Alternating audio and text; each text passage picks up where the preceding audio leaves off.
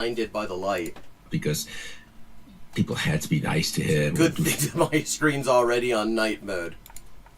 Favors room. Wyoming was not an important state. He has to say a bit of like, okay, are they gonna ever talk about like what normal decent people remember him for, or is it all gonna be wow? Yeah, I mean, he's such a self-made man. He only went to Yale and got political connections, and then was in politics his entire fucking life, and somehow and wow, what a self-made man. And so humble. He picked himself to be vice president that time. And he wasn't responsible for the things he did, which weren't all that bad anyway, which is why we're not talking about him. Like, Bill Kristol is worth... Let me just remind everybody. Bill Kristol. Iraq War. Yeah, I mean, Bill Kristol, it's worth remembering. I mean, having him on here to discuss Dick Cheney is a fucking choice. Because Bill Kristol was one of the people who was pushing the WMD bullshit. He was one of the people cheerleading the invasion of Iraq. He was very influential there. In fact, I mean, he's really never met a U.S. war of aggression that he didn't like. I think he just thought, look, I don't know how much he would have said this to himself even, but certainly not publicly, but I need help. I need guidance in Washington. I need a sound hand and someone who understands how the federal government works. He hadn't been a major figure as that presidential candidate sees it, I think. Biden was really the instance of that. And I think in Obama's mind, I mean, very different from Cheney in so many ways, but sort of like Cheney in the sense foreign policy experience, Washington, years in Washington. Biden had almost as many years in Washington. Well, I mean, okay, so we're gonna just wax fucking nostalgic about all the genocidal fucks. Jesus Christ. Like, that's the wild thing about this political culture, and this is the result very much of our failure, and when I say our, I'm including me in that. Because I was alive for all this shit. I was, like, politically active to the extent that I could be where I was. I was a writer at the time already, that hardly anyone actually read, and still hardly anyone really does, but now occasionally people read me once in a very great while. And I mean, and really, the generation that was already of age and politically active at this time, it really kind of fell on us to create a culture where it would be socially unacceptable to do this. To do what these two fuckers are doing. To actually make it socially unacceptable. Where if you were to sit here talking about, oh yeah, that fucking Dick Cheney, he's the best bone farmer ever, he was such a self-made man, and yeah, I mean, I guess there was some other stuff he did, but it wasn't really all that important. It's just brown people in other countries. And if you did that sort of shit, you would just absolutely not be acceptable. That would be the same thing as, like, being Nick Fuentes, but, or something like that. Oh, but in order to really push the Overton window like that, I mean, the level of unrest that needed to be generated, and the level of ungovernability that had to be generated. I mean, you can look at Argentina, and you will see, it wasn't just people saying, yeah, fuck this guy. I mean, it was repeated efforts from the ruling class to let Videla off lightly, or pardon him altogether, and try to let bygones be bygones. Over the blood of 30,000 people, etc. And people were not having it, and governability was immediately at risk as a result of it. And that's the problem. Governability was just not at risk. I think about that. Dick Cheney, I guess Biden gets here in 1972 as a senator. Dick Cheney at that point is moving up in the White House staff, so they are... God, I mean, just the fucking... this whole... fucking... this attitude, this giggly fucking fanboy thing that they've got going here. is just so creepy. They're about the same age, and you know, both two of the longest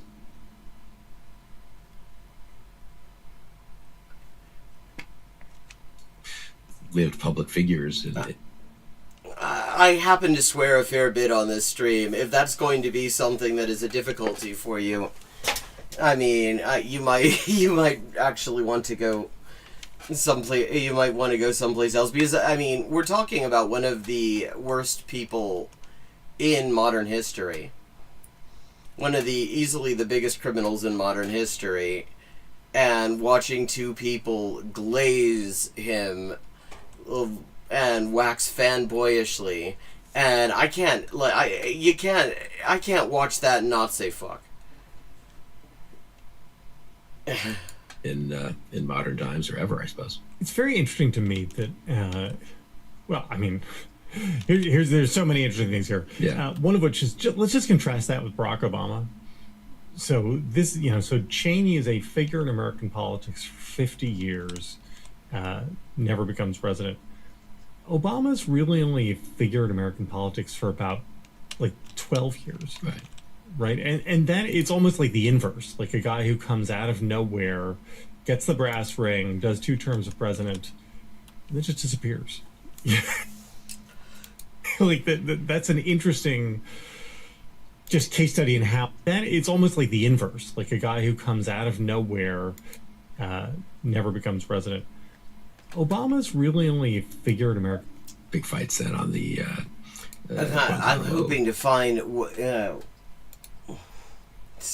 They're really deliberately, it seems, avoiding talking about what this man should be known for. Just think of Dick Cheney. What he is known for to anyone who hasn't completely forgotten the last 20 years.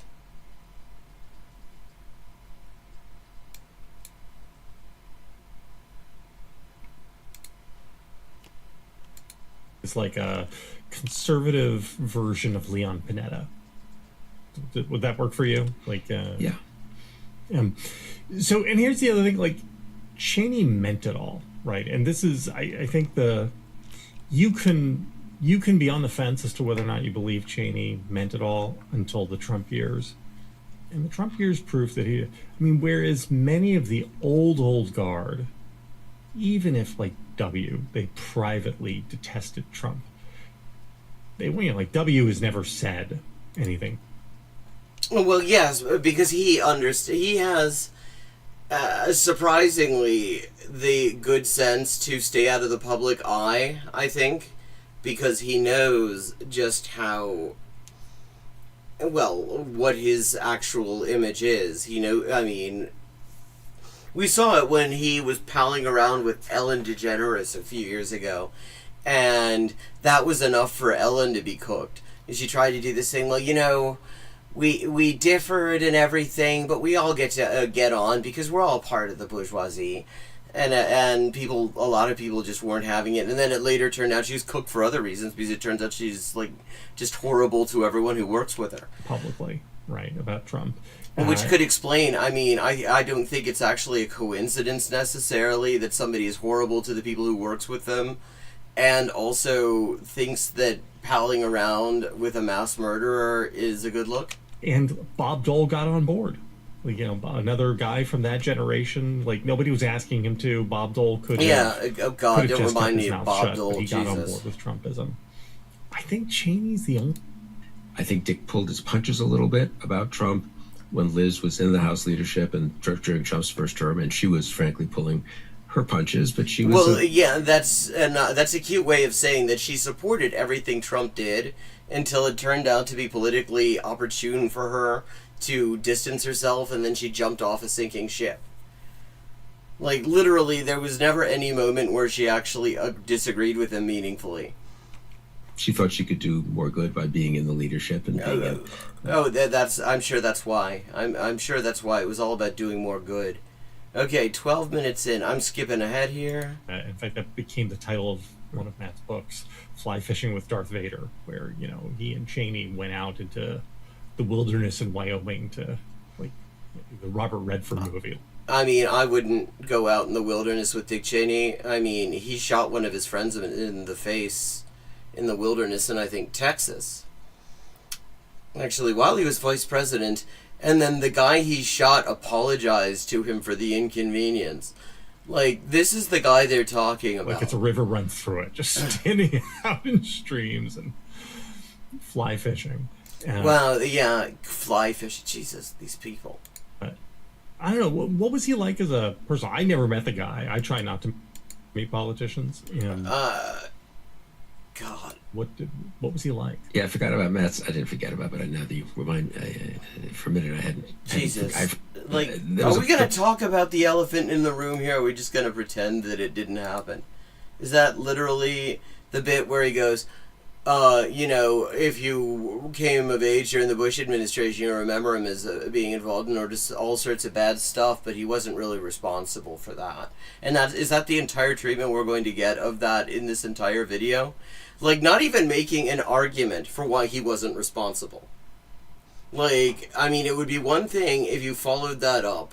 I mean, I think it would still be wrong. It would still suck. If you followed that up and said, okay, here's why he wasn't actually responsible for that stuff.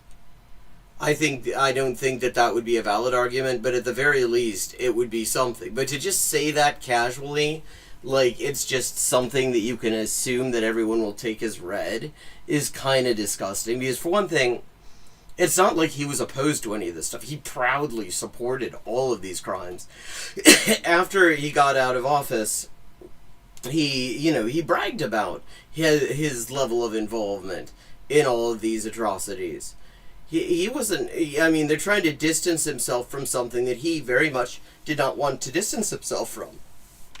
Well, that was a real inner circle, but one in which there was great, I think, candor and loyalty and really love, I would say. I mean, our colleague Eric Edelman worked for Cheney in the White House and then stayed very close to him in the W. Bush administration, then went to the Defense Department, but stayed very close to him in the years after. And I'm going to maybe I'll try to do a conversation with Eric later today, but here for the Bulwark. But yeah, I mean, Eric saw a side of him that even more than I did, of candor and reflection about the country. Candor and reflection. I think that's what led him to break with Trump in a way that his peers didn't. Bush and Baker and all these people. Signed that joint letter explaining what Trump was trying to do. Impressive human beings as well as impressive political figures. Yeah. Jesus. Okay, so that's the answer. I feel like I wasn't skipping so far in between that that I would have missed it if they actually had talked about like the atrocities, the invasions of Iraq and Afghanistan and all the other horrible shit this man is responsible for, and it was not discussed. With that,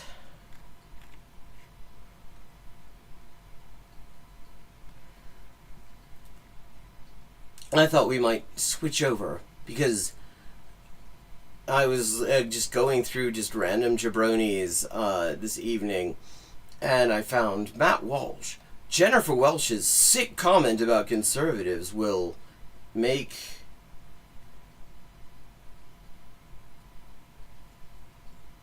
come on, I want to see the rest of it. You furious. I don't know who Jennifer Welch is. I don't know what her comment about conservatives was, but I can't wait for it. It looks like her face was erased and then redrawn by a child. So she truly is a... I mean, it is really something for him to be talking about, like, erasing and redrawing faces. If you've looked at the children's book that he personally fucking illustrated. Just a hideous beast. All right, Jennifer Welsh is a left-wing podcaster. She's been popping up on my feed more and more, which is unfortunate because... Who is Jennifer Welch? Chad, have you heard of her?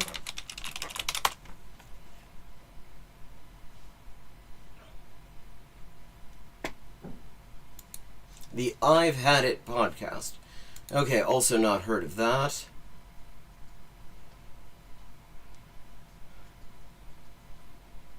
Welch and Sullivan have criticized political figures who accept funding from AIPAC. Okay, not bad. Okay, so seems at first glance to be somebody reasonably decent, and no wonder fucking Matt Walsh is pissed off at her. She's very difficult to look at. She has a face that only a mother could love, though I suspect her mother... Meanwhile, this guy just looks like... between that shirt and that beard and those glasses, it's just giving nonce on the run. Did not love it, which is how she ended up the way that she did. And here she is reacting to a clip. See, that's conservative comedy there. Just insult somebody's appearance. Leftist protester. It's a clip of another leftist, a protester, saying that she, the protester, is glad that Charlie Kirk is dead, and she... No, well, so these motherfuckers are still on about this. Like, most people aren't so much over it as they were never really dealing with it because nobody really gave a fuck. But, yeah. She wants more conservatives to also die, and... Okay. Jennifer Welsh... okay, what part's gonna make us furious, Matt? Who, again, is a somehow popular left-wing podcaster, is really thrilled by this. So let's watch. Final. The first question, of course, is any of what he just said true? But okay. If you think this Zoran thing is happening just in New York, and you think people are waking up only in New York City, you're mistaken. They're not...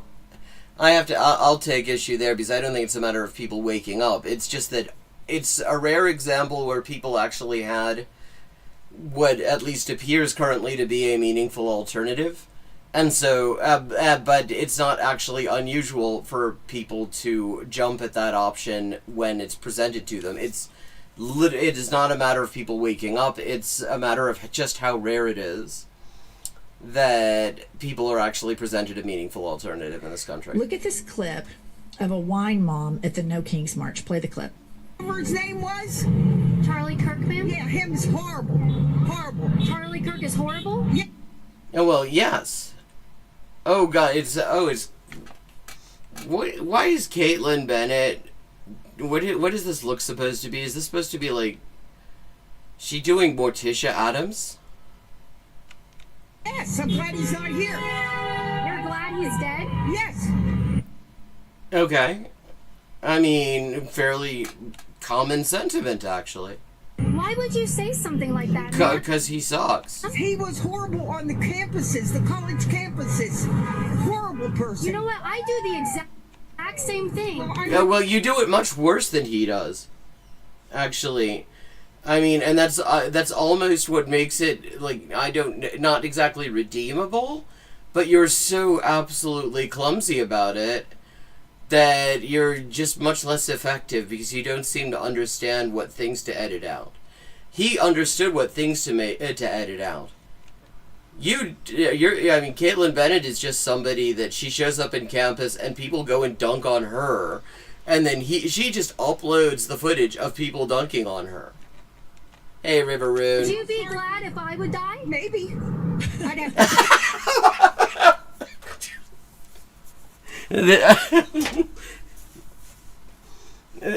God, now I'm remembering this one where she set herself up to be called a shithead, and then she's like, well, yeah, no, that's right. She was like, what do you think of that gun girl? You remember that gun girl who walked around Kent State with an AR-15? And this student goes, oh yeah, she was a shithead. Well, what if I told you I was that gun girl? Would you call me a shithead to my face? And she goes, yeah, you're a shithead. And she just walks away. Think about it. You should be ashamed of yourself. Fuck off. Your friend just said she'd be happy if I died. Okay.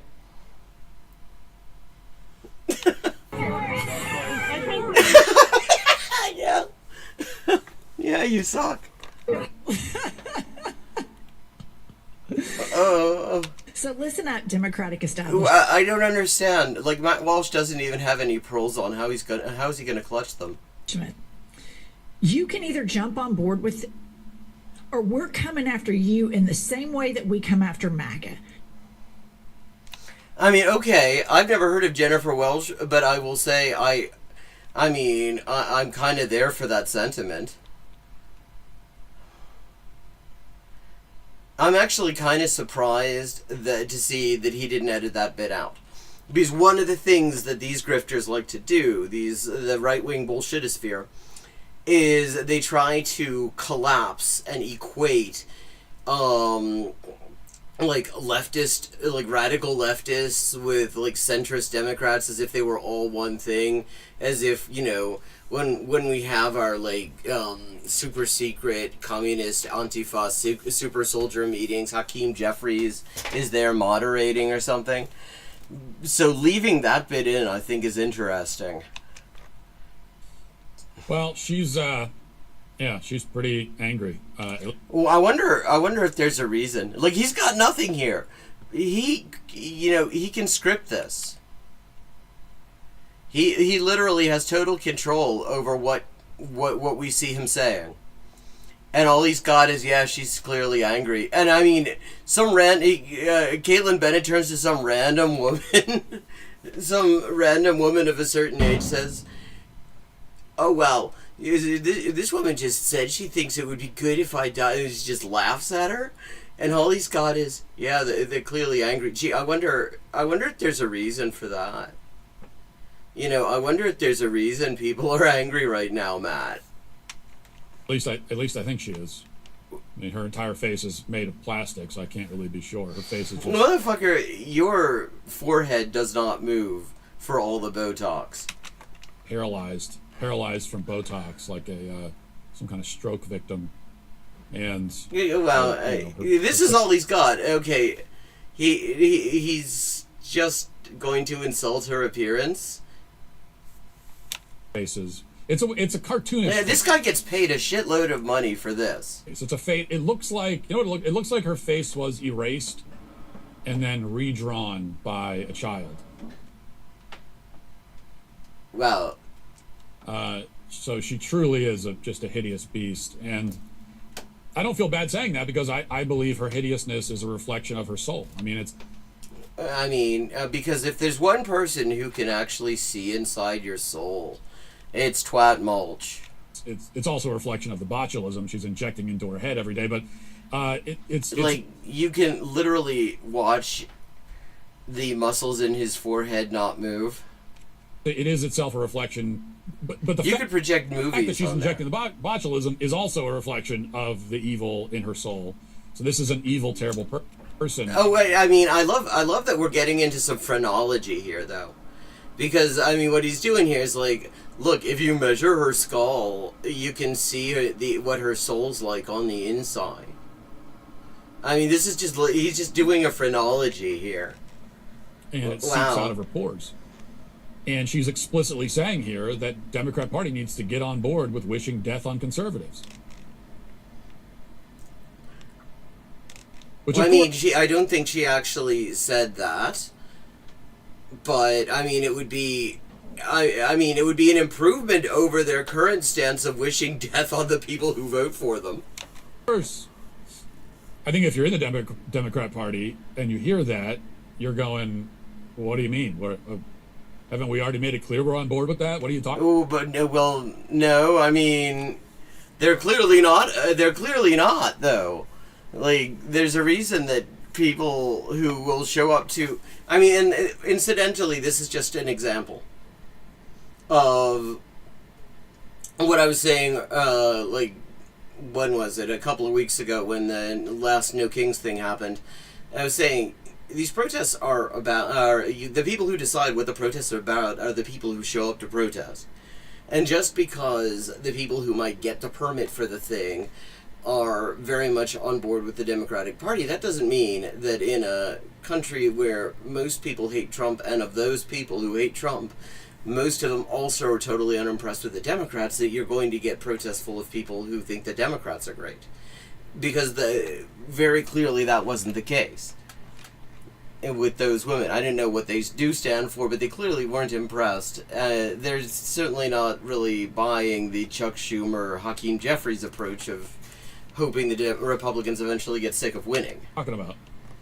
But she wants them even more on board. Keep in mind, this woman is not some kind of fringe figure. She's a mainstream liberal podcaster. She is what counts as normal on that side. I wonder if the fact that she's mainstream means that actually maybe you're not going to succeed in outrage baiting about this. I mean, this motherfucker, I mean, we have to remember, Bridget Empire did a video called Trans Suffering is Conservative Comedy, and she has a clip of him doing a comedy bit about trans people dying by suicide, and he's laughing his ass off about the idea. And he's like, oh, but it's so sick. It's so sick that people are glad that fucking Charlie Kirk is dead. Just because he wished death on so many people and incited violence against all sorts of people and got people swatted. And just because of that, I mean, you don't have to wish ill on a guy who's already dead. She may not look like... I mean, fucking... you gotta pick your side. I thought you, Matt Walsh, you were on team hoping people die. But now suddenly you've got scruples about being on team hoping people die? I get. She may look like Count Chocula's fraternal twin sister, but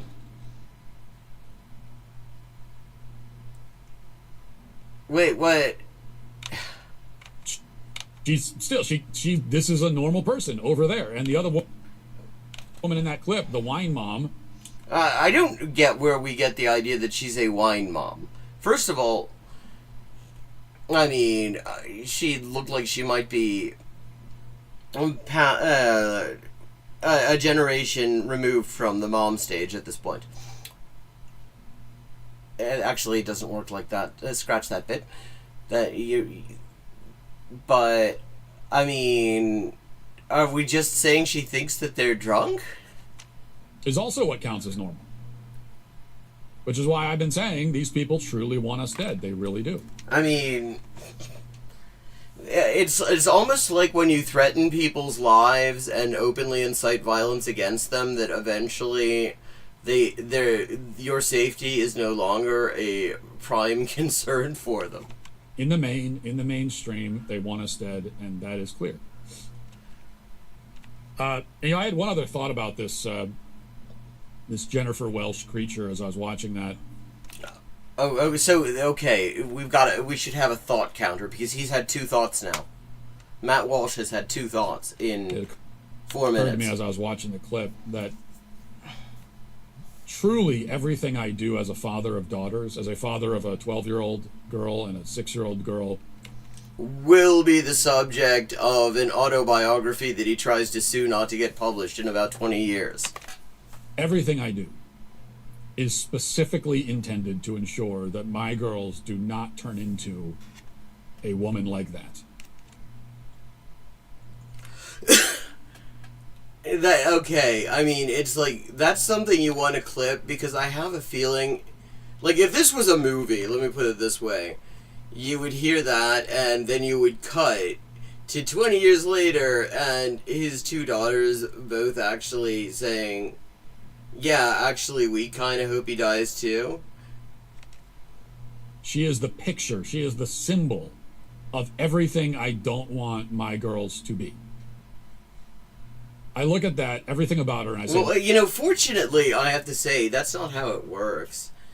Kids aren't fucking silly putty that you can just imprint stuff on. Yeah, you can... there's a period where you can kind of manipulate them. You can manipulate them. There's an aspect of that. But the thing is, there's also a person in there who at some point is going to assert who they are, and then it turns out maybe they actually really do not like any of what you stand for.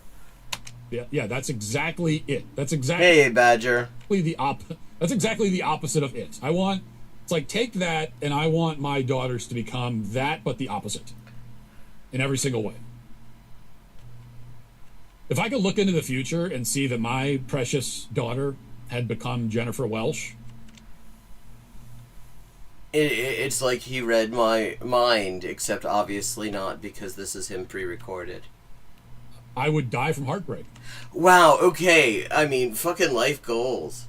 Fucking life goals. I truly would. I think I would just die. So, all on Team Matt Walsh Takotsubo. I don't think I'd be able to live with that. For me, that's a fate worse than death. I would rather be dead than happy. Well, okay, so what you're saying, so what he's saying here is actually he would rather that we wish death on him than that we wish that his daughters turn out not to be the sort of fucking Stepford robots that he wants them to be. My daughters end up like that. I looked this woman up, and the first thing I see in her bio, the least surprising news of all time, is that in her bio it says that she is happily divorced. Well, yeah, guess what, man? I mean, this should not come as a shock to you because, like, you've lived with you for a long time now, Matt. But, like, when people get into marriages that they realize actually are not the thing, they can often become happier by no longer being in those marriages. Isn't that a shock? I mean, ask Steven Crowder's ex-wife, for example. Ask your boy Steven Crowder's ex-wife. Never saw that one coming. Which, of course, we already knew that. Not only did you know that she was divorced, but you knew that she'd be the kind of person who would describe herself. Well, I mean, you knew that she was divorced because that's not an uncommon thing. Like, that is actually how most marriages tend to end. Which is not inherently a bad thing, I should say, because the thing about the relationships is they seem like a wonderful idea at the time, and maybe the person you're with is actually somebody who really is great for you and everything, but that doesn't mean the relationship necessarily is going to work out. Sometimes you gotta have sometimes you've gotta part ways. Sometimes you've got to reconfigure the relationship. That is not actually an inherently bad thing. Sometimes it is a good thing, which is why happily divorced is a thing.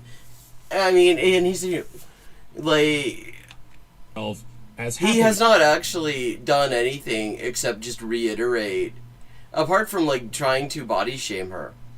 All he's done is reiterate the point, which is that like a lot of people are kind of okay with Charlie Kirk getting murked. Divorced. That rhymed. He's the kind of person who would describe the dissolution of her marriage, the destruction of her family. Well, maybe it wasn't the destruction of her family, though. As a happy thing. See that, Jennifer Welsh? See that? Yeah, you consented to the divorce. Maybe your spouse consented to the divorce, but Matt Walsh is not happy. You did not think of asking Matt Walsh what effect your divorce was going to have on him. He is crushed about your divorce, Jennifer Welsh. And sadly, this monster also has 2 sons. So, she's not childless. Well, maybe they'll date your fucking daughters. She has 2 sons. You can only imagine how awful she is to them. What agony it must be to have this person as your mother. How much they must loathe her. And it's hard to even imagine. And so... Well, I mean, you seem to be doing a very good job of imagining it, if somewhat pedestrian in the execution. The whole picture, the whole thing is just everything.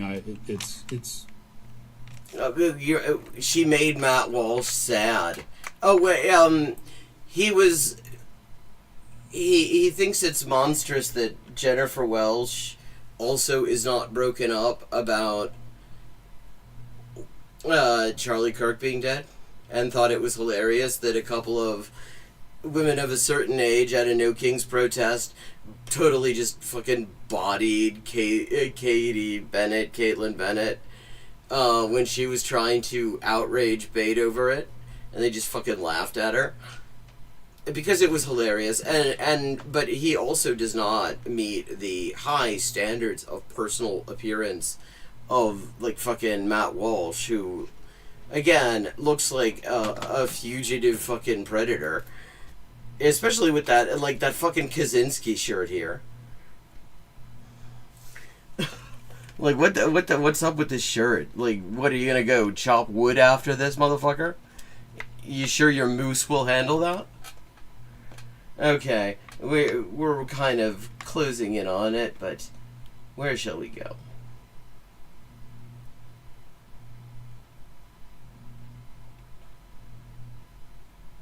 I think we're gonna stick with. I'm not saying that if Zoran Mamdani is because elected, people are having reactionaries are having a normal one over the mayoral election in New York. Like the ADL, the people who claim to be against anti-Semitism unless Nazis do it, it's a really special organization. They manage to be, they're like for Nazis but also against anti-Semitism supposedly. Like, it's okay if you do a Nazi salute, according to Jonathan Greenblatt, but if you say Free Palestine, that's definitely anti-Semitic. Well, anyway, so they're going to be tracking how safe Jews are in New York because Zoran Mamdani won the election. With, it's worth noting, he also won the Jewish vote. Is elected in their elections, that the country's over in that case, because, like, that is probably going to happen. Okay, what's with these out of focus people? We still have a chance as a country, but if we just submit finally to this invasion, then the country is over. You could, I mean, so far he's just threatening us with a good time. Fill a very large museum with exhibits about empires that collapsed because they all eventually do, Matt. That's why you could fill them. In fact, there are lots of museums dedicated to artifacts of empires that collapsed, and the thing is that's just what empires do eventually. And yes, this one is about to. It was going to anyway. It's like fucking overextended. And let's be honest here, it's going to be a good thing. Well, it won't be a good thing for Matt Walsh. Okay, but that's part of why it'll potentially be a good thing for everybody else. Barbarians gathered outside the gates. Their leaders were distracted by relatively unimportant internal conflicts. Like whether breasts got too small in video games or whatever the fuck Matt Walsh is worried about. And certainly you could set up rows and rows of bookshelves at the Louvre with volume after volume going into detail about how various civilizations, from the Byzantines to the Ottomans to the Canadians, met their demise because they were unable or unwilling to address the very real looming threats they were facing from the outside. Yeah, I mean, that's not actually how any of that works, but okay. Yes, we've got it. Matt Walsh is going to be doing some racism for us.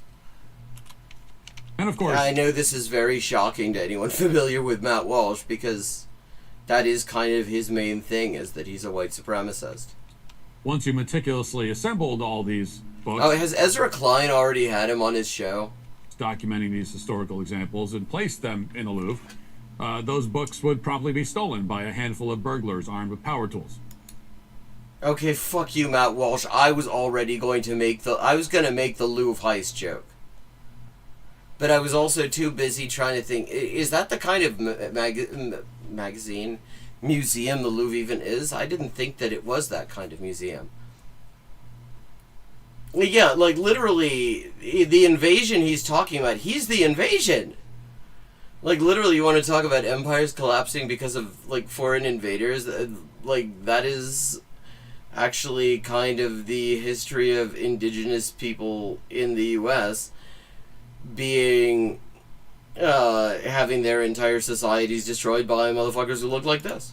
So put another way, it's the highest luxury for wealthy and prosperous civilizations to fight amongst themselves right up until the moment they realize that in reality the barbarians aren't simply at the gates anymore, they've made their way inside. Okay. And no one... I mean, what's wild about this is that this is a video. This is a video about the election for mayor of New York. That's what this is about. Even noticed. And by that point, it's too late. The foreign conquest is plain for everyone to see. right at the moment when you can't do anything about it. I mean, it's worth noting, these are just straight up neo-Nazi talking points that he's doing here. Because what he's doing is immigration as invasion. Oh, if you don't see where I'm going with this, then that's probably a good sign. No, well, I mean, you could be going so many places with this because this is just one of the things you do. That and insult women. Being honest.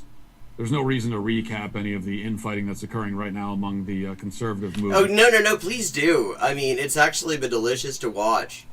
Because it's just a reminder. There's this take that you sometimes hear amongst leftists. They'll be like, well, you know, the right-wingers, they really know about solidarity because look at them. They always stick together, and it's like, no. They have message discipline because their money all comes from one source. But actually, they fucking hate each other, and anytime they get a chance to be at each other's throats, they will take that opportunity. And so we've got Crowder against Owens against fucking Shapiro, Ben Shapiro just noticed that he surrounded himself with Nazis, and it makes him uncomfortable. I mean, he's doing the Ralph Wiggum on the bus right now. Fucking Ben Shapiro's like, I'm in danger!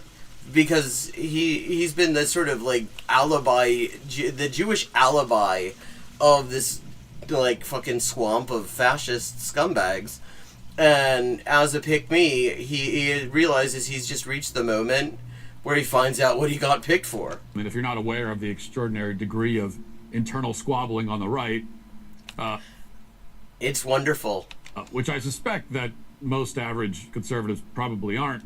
I would imagine they actually anyone who's watching Matt Walsh probably only watch it. The only reason that you could possibly tolerate Matt Walsh without screaming at the screen at how full of shit he is if the only other things you watch are like Ben Shapiro and Caitlin Bennett and Tim Pool and Joe Rogan and all that, and, you know, that entire universe, in which case, yes, you're going to be aware that right-wingers are at each other's throats again. Like the time that Crowder turned down a $50 million contract because it had some vague language about complying with TOS on the platforms they were going to upload his completely worthless videos to.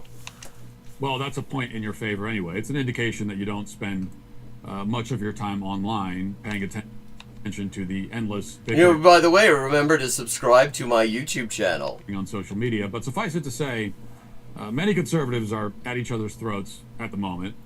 They're certainly at my throat from every angle, even though... Well, that's nice to hear. None of them can really explain what it is I've done or said that they find so objectionable. Well, I mean, admittedly, see, that is much more of a mystery in that case. Because... like, they're all scumbags just like him. They're all horrible people. They all have this sort of tendency to just confidently say the most wild, fucked up Nazi bullshit. Like, I don't see why they wouldn't like him, because, like, the reasons normal people don't like him are clear to me, because he's a scumbag. But that's the ticket of admission to his circles. Which is why it's very hard to understand why anyone would ever want to be in those circles. I mean, yes, the money is clearly very good, but look at the fucking people you have to hang out with. I also haven't changed my goal, which is advancing the interests of this country. I mean, anytime somebody starts talking about the interests of this country... This isn't like a right-wing media thing. This isn't a Matt Walsh thing. This is just a general thing. That term is meaningless. And usually when they say it, they are talking about the interests of the ruling class. Because if you talk about, this country does not have unified interests. You and I do not share the same interests as Jeff Bezos. That's not how any of this works. So when people are talking about the interests of this country, you know you're about to be fed a line of crap. And of the Americans who live here. That's all I've ever tried to do or ever really talked about. But here's the important thing. No matter where you stand on these attacks and all this drama, if you're even aware of it, really doesn't matter. What matters is that while conservatives are busy ripping each other to shreds, Laugh reacts only. An Islamic socialist from Uganda is about to take over the biggest city in the country. I love how they use the word takeover. There's clearly been some sort of a fucking Slack meeting, or like, I mean, what do they call the group chat on Truth Social? A circle jerk, I think. One of those. Where they've all decided what their line is, and they've all decided they're gonna go, Zoran Mamdani takeover. And it's like, well, no, he's becoming mayor. Like, if you're going to if you're going to just say that that's a takeover, like that's some sort of unusual thing, as opposed to kind of what happens when somebody wins that particular election, maybe you should just always do that, and then it would take all the steam out of the word. At the same time, as if that's not enough, a far-left Somali scam artist is about to take over one of the biggest cities in America's heartland. Minneapolis. And this is the kind of threat that a serious... I mean, okay, congratulations, Minneapolis, I guess. ...country and a serious political movement would prioritize above any other. If foreigners who want to destroy the U.S. are able to seize control of our... I mean, these people literally are only... These people are literally only eligible for office because they're not foreigners. They're literally U.S. citizens. Cities. Then nothing else... But this is just a reminder, when guys like this talk about foreigners, literally all they mean is that the people aren't white. Else matters. Okay? Whatever it is... Because you don't hear anyone talking about any of these guys talking about, like, Elon Musk that way. ...that you're worried about doesn't matter. Foreign policy doesn't matter. Podcasts, even the most offensive and racist podcasts you can think of. I mean, I thought I was watching it. Don't matter. It, like... Does he think that his audience considers offensive and racist bad things? The Constitution doesn't matter. The Heritage Foundation doesn't matter. Nothing matters at all. Except that it's time to do some racism, because some brown people got elected to stuff. Well, actually, one of them was apparently even black, which really worries fucking Matt Walsh. Not that he's racist or anything. In that scenario, because... I mean, he's got a whole video called Am I Racist? It must be very short, because it's just, like, after that, it's just him saying, yeah. And then the credits roll. We will have ceased to exist as a country. Okay, once Sign me up. That sounds pretty based, actually. Come Somalia or Uganda, we've lost everything. How exactly are we going to become Uganda? Like, what does that even mean? Like, for one thing, Uganda's already a place. What, you're gonna fit all of the U.S. into, like, a second layer of Uganda? It'll be like a Uganda cake? Like, how's that even gonna work? And we can never get it back. I mean, of course, we all remember Zoran Mamdani's big speech, I am going to turn the U.S. into Uganda. I mean, that was what he campaigned on. Now, no one needs me to outline the case against Omar Fateh, who's probably going to be the next mayor of Minneapolis.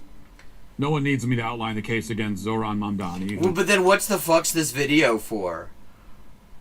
Wait, this video is called... Zoran Mamdani is gaining power. He isn't even in office yet, remember.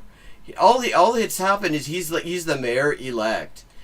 Zoran Mamdani is gaining power and no one's paying attention. It's like, I don't think that's true, dog, because when I went to look for, like, Mamdani hysteria videos to react to, because I was looking for a couple of specific ones that I heard were real bangers, I was so overrun with slop of people, like, freaking out, racists freaking out about Mamdani. I never found the ones that I was looking for.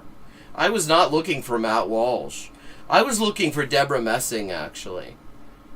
But I could never even find... I found people, like, talking about it, but I never found anything, because apparently she's having a normal one. But I'm just noticing the time, and it is time for me to wrap up for tonight. Thank you so much for joining in. I hope you enjoyed the stream. And if you enjoyed the stream and you want to keep in touch in between streams, let me give you a Discord link that you can use for that purpose. There we go. There is a possibility that I won't be doing the afternoon hyperpolyglotting stream tomorrow, depending on a chain of contingencies that is so random that I won't even try to explain why they matter. There's the possibility I might be going to do sort of an orienteering thing sometime in the afternoon, so I might not actually be back in time for it. So I will, depending on, that may not happen, that may happen. I will let you know in the Discord which of those turns out to be the case. Have a good night.